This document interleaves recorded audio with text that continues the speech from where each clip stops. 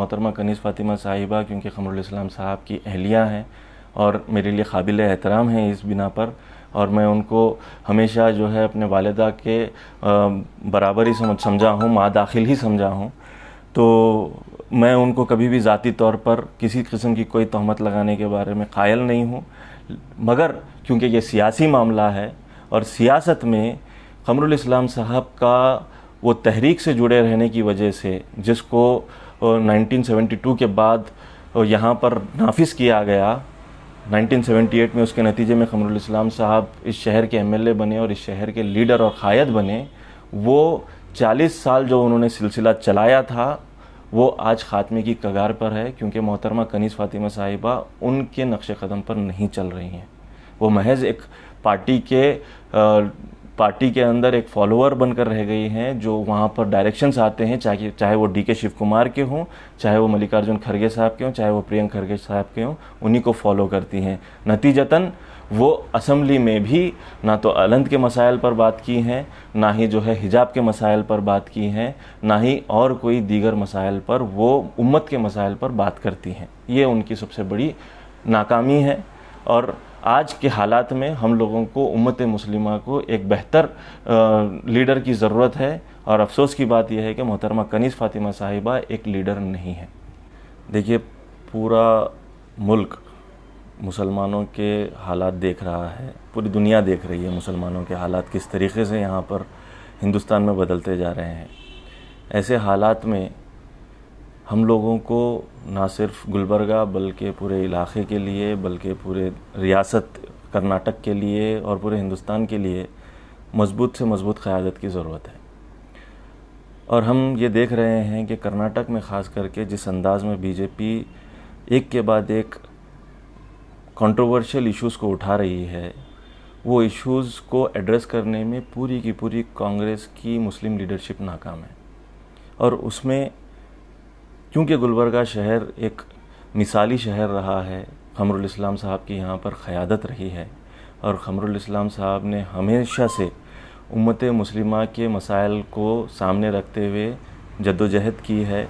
और उनका आखिरी जो सबसे बड़ा कारनामा समझिए कि उन्होंने वक्त से पहले, जब 3 तलाक़ का अभी बिल भी पास नहीं हुआ था, उससे पहले ही गुलबर्गा शहर में उन्होंने तहफ़्फ़ुज़ शरीयत के नाम से एक बहुत बड़ा इजलास जलसा मुनक़िद किया था।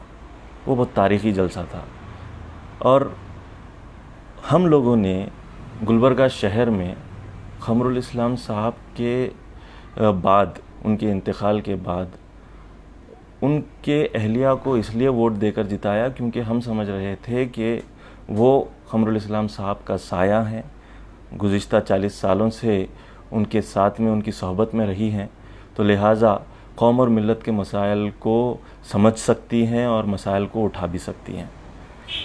लेकिन ये बहुत ही अफसोस की बात है, हालिया वक्त में जिस तरीक़े से उन्होंने कई सारे मसाइल को रखने की कोशिश की है, या फिर जो है उठाने की कोशिश की है, या ना उठाकर यहाँ पर उम्मत मुस्लिमा को मायूस किया है। क़मरुल इस्लाम साहब एक बहुत बड़ी अजीम शख्सियत रहे, गुलबर्गा शहर में एक इनकलाब बरपा, और उस इनकलाब बरपा करने में बहुत बड़ा उन्होंने किरदार निभाया, और उस इनकलाब को लाने में मेरे वालिद मोहतरम महमूद अहमद साहब ने भी बहुत बड़ा किरदार निभाया। ये कह सकते हैं कि क़मरुल इस्लाम साहब को इस इलाक़े मोमिनपुरा, जहाँ पर मुस्लिम अक्सरियत रहती है, वहाँ पर इंट्रोड्यूस करने में उन्हीं का सबसे बड़ा रोल रहा है। और वो तमाम तर चीज़ें जो इनकलाबी तहरीक थी, आज ऐसा लग रहा है कि वो ख़त्म होने की कगार पर है।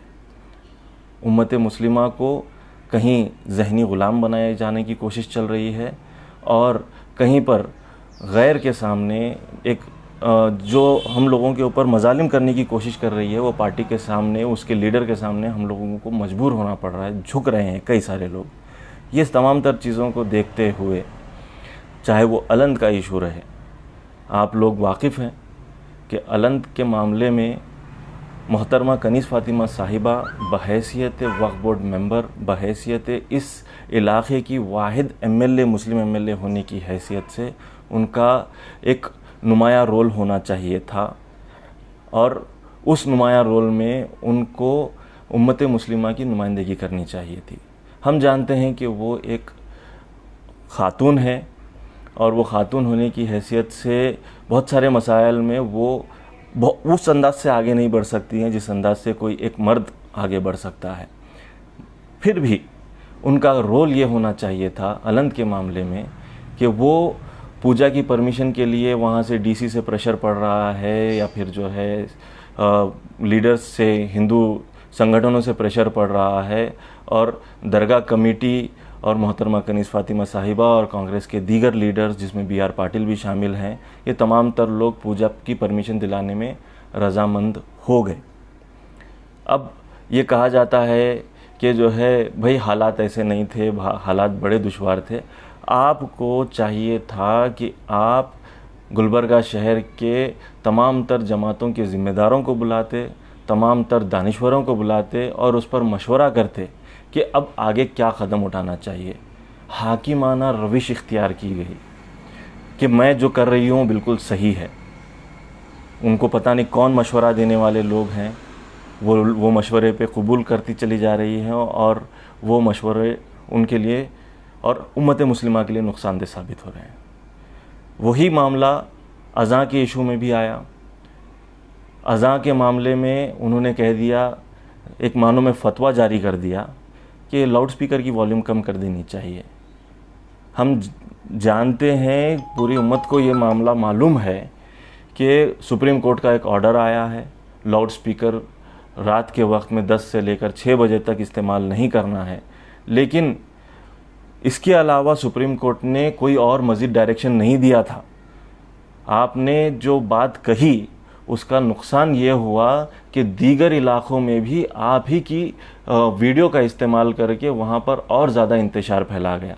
यहाँ पर कर्नाटक में राम सेना के लोग, डिस्ट्रिक्ट प्रेसिडेंट गुलबर्गा शहर का ही, वो और ताकत के साथ हिम्मत कर बैठा कि वो जो है मसाजिद के सामने आकर 9 तारीख़ के दिन वो हनुमान चालीसा बजाएगा, लगाएगा और अज़ां के वक्त ही वो काम करेगा।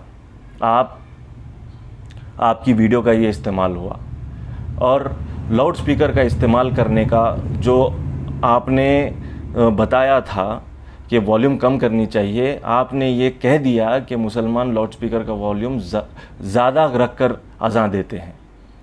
ये बात सरासर गलत है।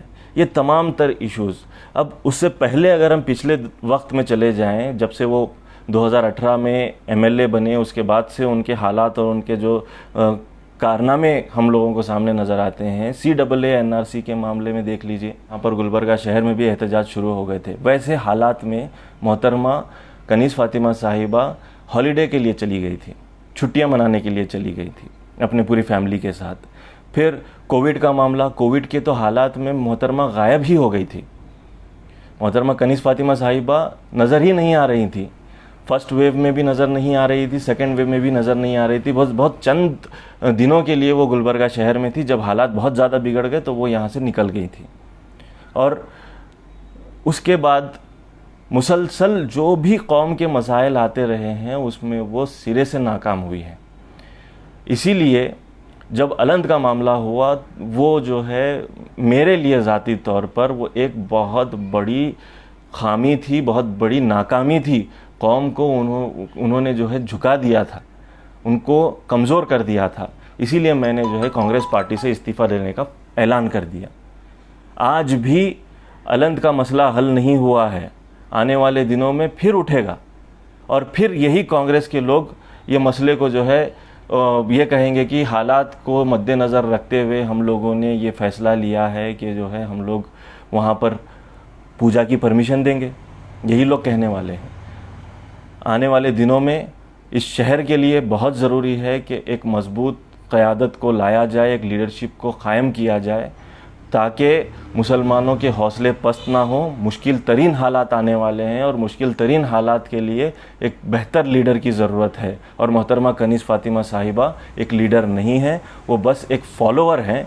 पार्टी के अंदर जो उनको कहा जाता है उसी पर वो अमल करते हैं और यहाँ के जो बड़े लीडर हैं कांग्रेस पार्टी के मल्लिकार्जुन खड़गे साहब और प्रियंक खड़गे साहब उन्हीं की कही हुई बातों को वो अमल में लाते हैं। कमरुल इस्लाम साहब वहीं जहां पर कम्युनिटी का मामला आता था वो जो है पुरजोर अंदाज में आवाज़ उठाते थे। मोहतरमा कनीज़ फातिमा साहिबा हर मसले में नाकाम हुए हैं, चाहे वो अलंद के बाद हादसे वो पूजा करवाने के बाद में एक 167 लोगों का अरेस्ट हुआ और आप उस वक्त कहाँ थे? आप मेघादेतु में वहाँ पर एहतजाज कर रहे थे बेंगलुरु के पानी के मसले को हल करने के लिए, जबकि इस पूरे इलाके में आग लग चुकी थी। एक बड़ा वाक़या आज़ादी के बाद से लेकर अब तक का सबसे बड़ा वाक़या कि जहाँ पर इतने सारे मुसलमानों को एक ही मामले में अरेस्ट किया गया और वो एक नज़ीर बन गया, नज़ीर यानी कि प्रेसिडेंस बन गया, जिसके बाद हुबली का वाक़या हुआ।